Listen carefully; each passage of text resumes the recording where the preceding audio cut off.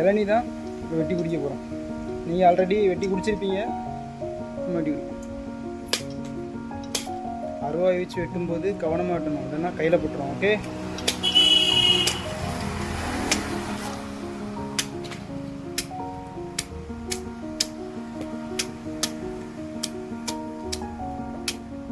அருவாயில் நீங்கள் வீட்டில் வெட்டி குடிச்சிருக்கீங்களா? பழகணும், எல்லாத்தையும் பழகி வச்சுக்கணும், அதெல்லாம் நமக்கு நல்லது.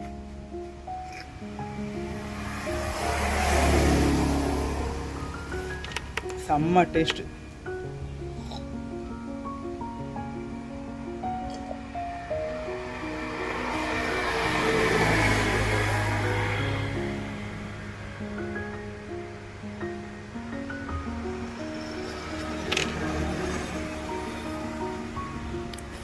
குட்டியோண்டு தான் இருக்குது, நிறைய தண்ணி.